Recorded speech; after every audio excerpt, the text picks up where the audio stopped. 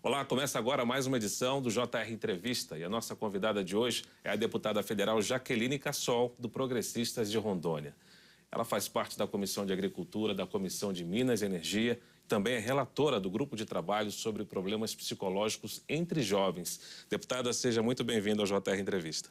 Obrigada, Luiz. É um privilégio estar aqui, podendo falar de um tema, de tão grande relevância. Vamos falar de alguns temas. A deputada foi autora da lei aprovada no Congresso que estabelece medidas protetivas específicas para crianças e adolescentes vítimas de violência doméstica e familiar e também considera crime hediondo o assassinato de crianças e adolescentes menores de 14 anos. Qual o impacto dessa iniciativa, deputada? Bom, primeiro, a questão da lei Henri Borel, ela surgiu por conta, infelizmente, o pequeno Henri, na época com 4 anos de idade, foi vítima de maus tratos e agressão. Aquele caso no Rio de Janeiro, Do Rio de Janeiro, e omissão também por parte da mãe, e ele acabou vindo a óbito. Então surgiu a ideia de apresentar uma lei para a gente poder proteger as nossas crianças e adolescentes que são vítimas todos os dias de violência doméstica familiar. E aí nós temos também como coautoras a deputada Carla Zambelli, a Alice Silva. Conseguimos êxito na aprovação na Câmara dos Deputados, a relatora Carmen Zanotto. Foi para o Senado, tiveram algumas alterações e voltou. Mais uma vez tivemos êxito em aprovar por unanimidade. Então, a lei Henri Borel, ela visa proteger as nossas crianças e adolescentes contra a violência doméstica familiar. Assim como a lei Maria da Penha protege as nossas mulheres, a lei Henri Borel protege as nossas crianças e adolescentes. O que essa lei traz de avanço em relação à legislação anterior que trata desse assunto, desse tema? Bom, ali é um compilado tanto do ECA quanto da Declaração Universal dos Direitos Humanos, trata de assuntos que já estavam previstos na Constituição também, mas a forma com que foi colocado, primeiramente, é a questão da prevenção.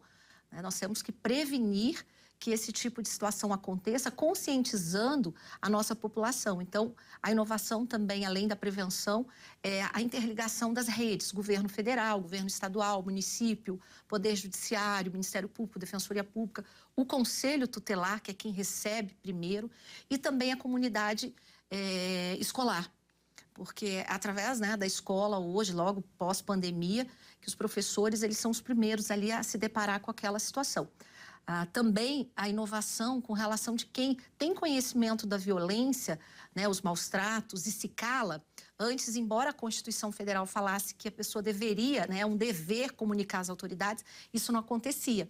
Agora, com a lei, a pessoa que se calar e não comunicar às autoridades, ela também vai ser responsabilizada. Isso que eu ia perguntar, durante a formulação de um novo texto, o parlamentar conversa muito com os setores representativos na sociedade, no caso, as instituições especializadas no cuidado com crianças, por exemplo? Sem sombra de dúvida, Luiz, foi uma preocupação nossa de conversar tanto com os partidos de direita, de esquerda, a gente sempre procurou somar cada vez mais apontamentos para que a lei pudesse ficar o mais efetiva possível. E também com as entidades representativas, Então, todos os órgãos que tratam, tanto a parte do Judiciário quanto do Ministério Público, a parte da própria polícia, dos conselhos, entidades também que fazem um trabalho de proteção, o Ministério, o Poder Executivo também, o Ministério através do Ministério da Mulher e da Família. Então, justamente para que quando a gente levasse para o plenário, essa discussão já tivesse bastante avançada. Então, não é só aumentar a pena, como foi falado no início, que realmente torna crime hediondo, que é essencial, mas mais do que isso, ele é uma lei preventiva e é uma lei que ela visa correlacionar todos os setores ligados para cada vez mais a gente proteger as nossas crianças e adolescentes. E eu sempre falo, que os menores caixões são os mais pesados de se carregar. Então, a lei, no dia 3 de maio, nós aprovamos que ficou como o dia de combate contra a violência doméstica familiar de crianças e adolescentes. E o pequeno Henri é entre muitos milhares de crianças e adolescentes que têm perdido a vida. A senhora falou agora há pouco sobre levar o texto ao plenário. Quais seriam os temas prioritários na Câmara nos próximos meses, antes da campanha efetivamente começar, campanha eleitoral? Bom, ali o presidente Arthur Lira tem algumas pautas que são tratadas todas as semanas, e semana passada nós tratamos sobre a questão do piso salarial da enfermagem, de técnicos. Essa semana, outros temas relevantes. Então, toda semana, né, os líderes, eles sentam juntamente com o presidente Arthur. Então, sempre uma pauta relevante. Agora, eu acredito, e aí é uma opinião da Jaqueline Cassol, penso que grandes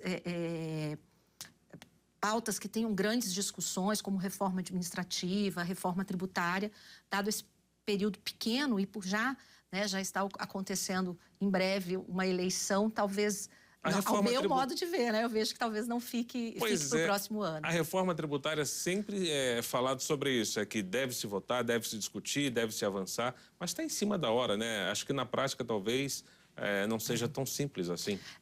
Na verdade, a gente sabe que o Brasil precisa de uma reforma tributária, a gente sabe que o nosso sistema é extremamente complexo, com uma alta carga de tributos, e isso precisa ser revisto. Mas, infelizmente, né, eu não assumi meu primeiro mandato em 2019, já tinha discussão, depois veio a pandemia, 2 anos. Hoje, o que eu vejo como essencial, Luiz, é que a gente precisa retomar a economia do nosso país, a gente precisa de criação de emprego, renda, é isso que as pessoas esperam. Eu vejo no meu estado de Rondônia, que é um estado extremamente próspero, onde a nossa agricultura familiar, o agronegócio é muito forte, nós não temos grandes indústrias lá, mas é um estado que tem, mesmo na pandemia, tem crescido muito. Então, eu fico muito feliz de ver, a gente vive um momento do governo progressista, de uma Câmara de Deputados que são pelas reformas, né, e que o país está crescendo, mesmo a gente vivendo uma crise na questão da saúde, que foi a Covid-19. Outra proposta que muito se comenta é o projeto que trata do combate à fake news. Como é que a senhora vê o que foi discutido até agora?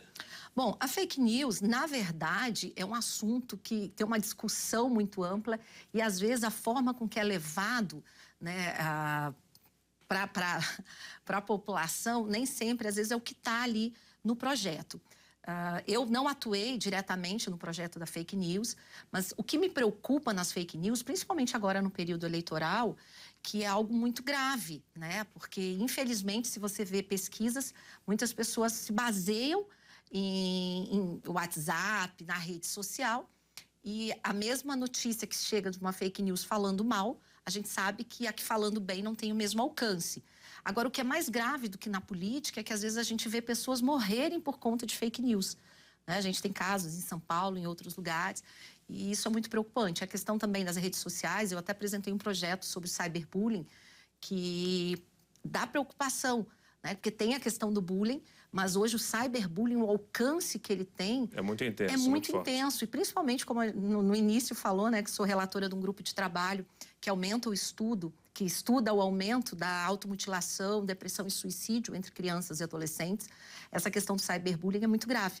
Então, a gente tem um caso do ano passado, o Lucas Santos, um menino de 16 anos, filho da cantora Valquíria, lá da Paraíba, que por conta de uma brincadeira nas redes sociais, ele foi extremamente criticado e, infelizmente, às vezes as pessoas não pensam muito a forma com que falam e ele acabou tirando a vida. Então, a gente tem que ter muito cuidado com isso, porque tanto fake news, o cyberbullying é algo muito sério. Então, a gente tem que cuidar. E eu falo que as pessoas elas têm que ter a responsabilidade, quando compartilham uma informação, de primeiro verificar se essa informação é verdadeira ou não.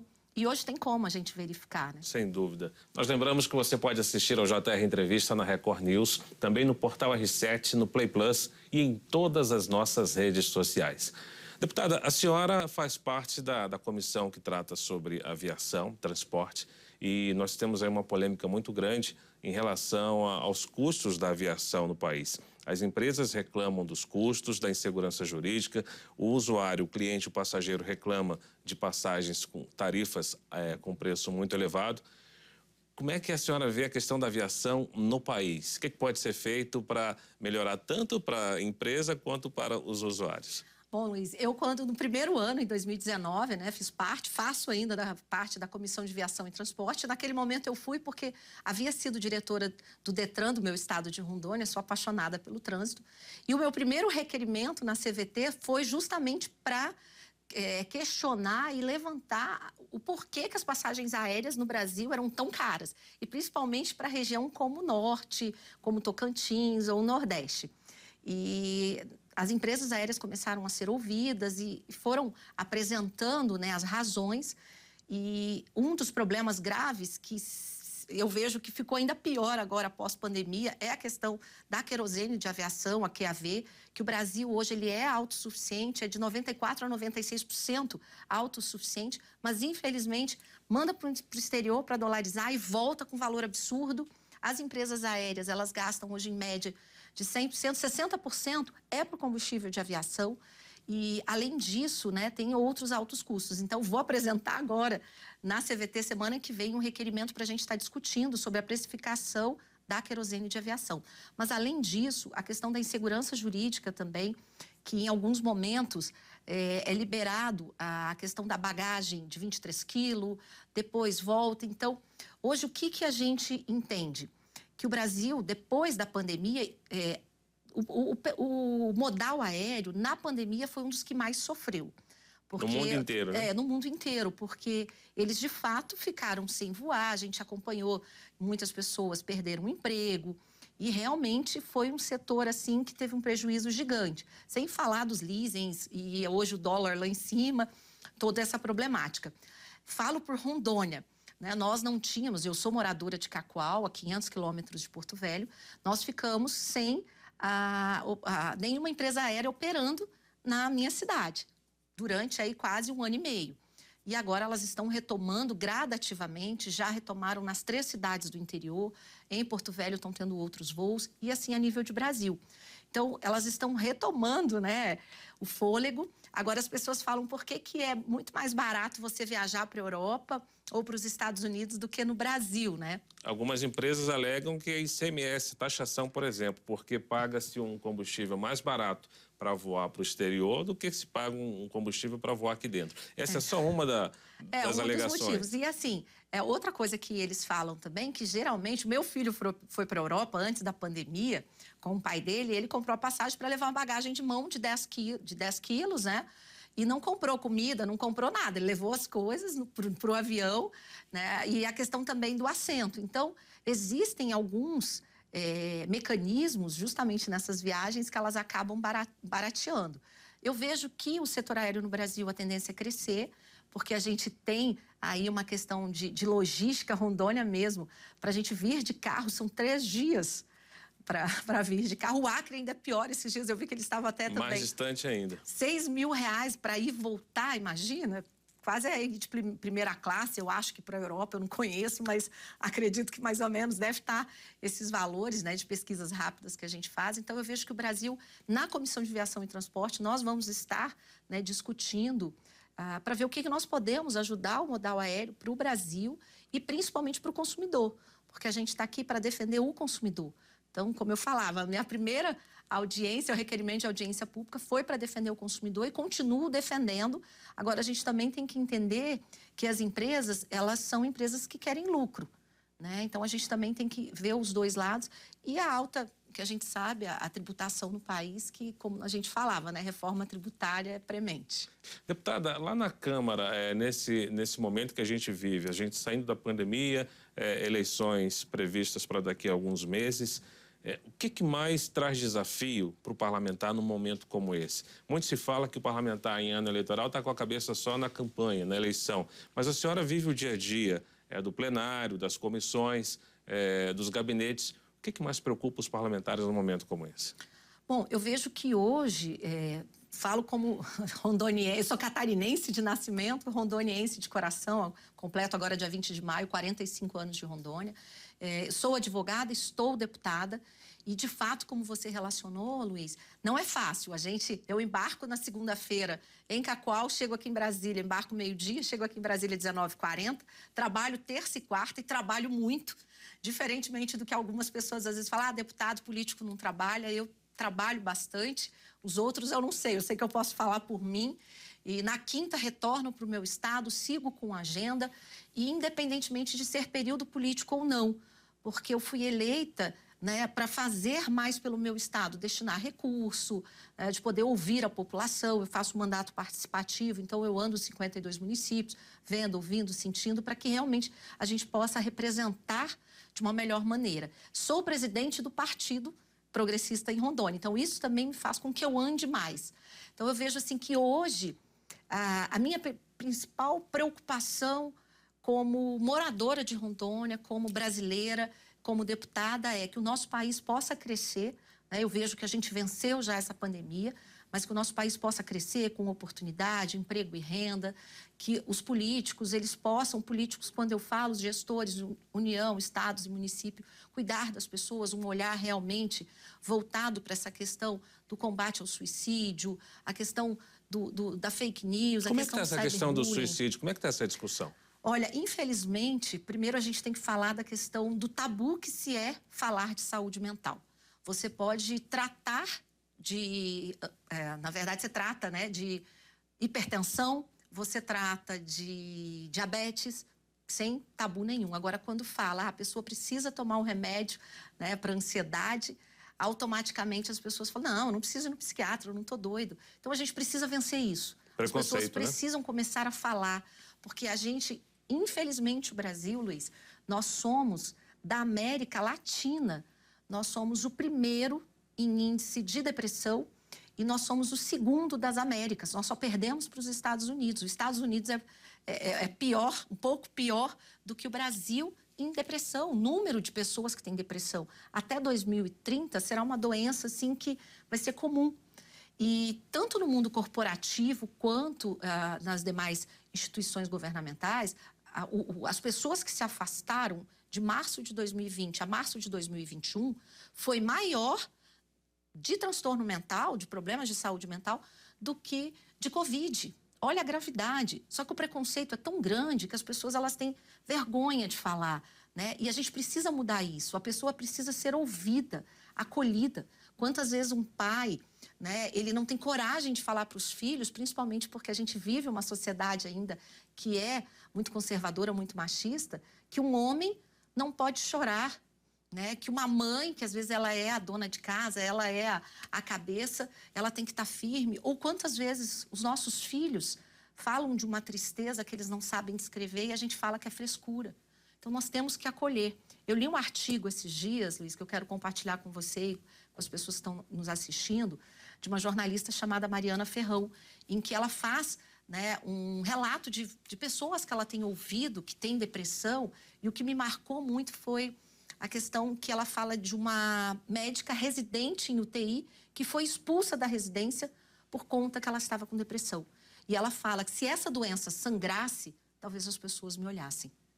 Então, a gente precisa acolher, a gente precisa ouvir e a gente precisa falar dessa situação. E a gente espera que essa realidade seja mudada. O JR Entrevista vai para o intervalo. Na volta, vamos falar sobre eleições e representatividade feminina na Câmara dos Deputados. Até já.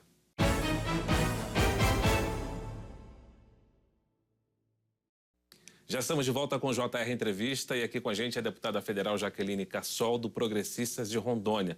Ela também é responsável pelo projeto sobre incentivos fiscais para promover a saúde mental de jovens e adolescentes. A senhora, deputada, como é que a senhora vê essa questão?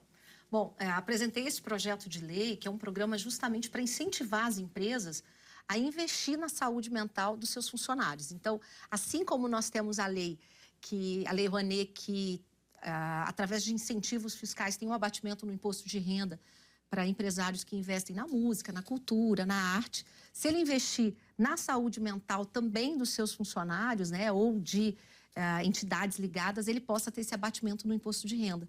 Porque se a gente não pensar e apresentar saídas, Luiz, não adianta a gente ficar só discutindo. Nós precisamos de ação.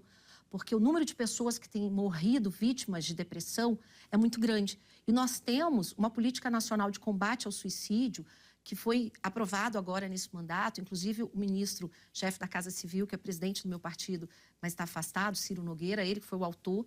Só que, na prática, infelizmente, quando o tentante, né, o Corpo de Bombeiros vai lá para salvar o tentante, ele leva no CAPS ou ele leva no hospital, esse paciente ele não tem a prioridade. Então, ele acaba que esse tentante é pego várias vezes e em algumas, infelizmente, ele tem êxito e acaba suicidando. Pois é, a senhora faz parte do grupo de trabalho sobre problemas psicológicos entre jovens brasileiros. De que maneira, por exemplo, que a pandemia atingiu os nossos jovens? Bom, primeiro que a gente vive numa geração de conectividade. Então, por mais que as redes sociais, e nós ouvimos através do grupo de trabalho, né, as redes sociais, eles têm alguns trabalhos para prevenir, mas o que ouvi também de médicos, de psicólogos e psiquiatras, principalmente para os pais, aproveitem o tempo de brincar com seus filhos, de levar para a praça, de fazer um esporte. Eu sou da geração que eu cresci jogando betes, jogando bola, que tenha também esse cuidado de estar monitorando o que as crianças estão vendo, qual o conteúdo. Então, de realmente os pais estarem muito atentos, mas a pandemia, de fato, ela piorou em 25% o aumento, né, da depressão, da ansiedade entre crianças e mulheres, principalmente.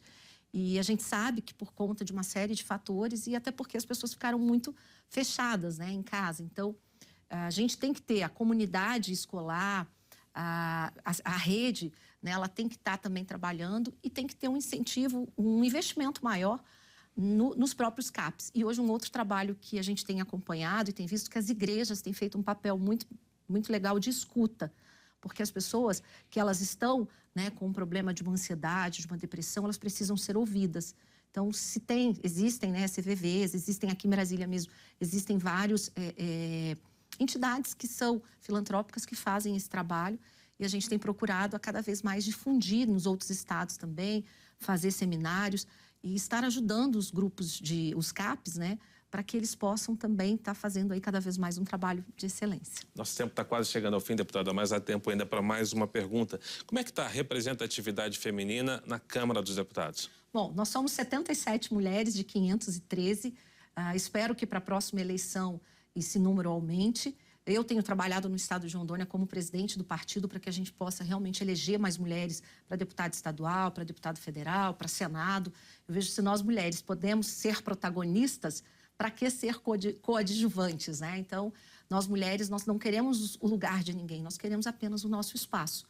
E isso é muito importante, então a gente tem que estar cada vez mais, né, trabalhando, fortalecendo. Lá em Rondônia, a gente trabalha muito essa questão de políticas públicas para as mulheres, tem vários projetos voltados para essa área. E na Câmara dos Deputados, o que é mais legal, Luiz, é que as mulheres, as 77, independentemente de ideologia partidária, quando se trata da pauta feminina, a gente está sempre unida e isso faz a diferença. E lá também tratamos não só do assunto feminino, da pauta feminina, a gente trata, né, tanto da parte de obra, agricultura, eu sou uma defensora do agro, Rondônia, o setor produtivo, como também de temas da assistência social, saúde, de todas as áreas. Certo, JR Entrevista fica por aqui. Nós lembramos que você pode assistir ao programa na Record News, no portal R7, no Play Plus e também em nossas redes sociais. Deputada Jaqueline Cassol, obrigado pela sua presença. Eu que agradeço, um abraço a todos. JR Entrevista volta numa próxima edição e a gente espera você. Até lá.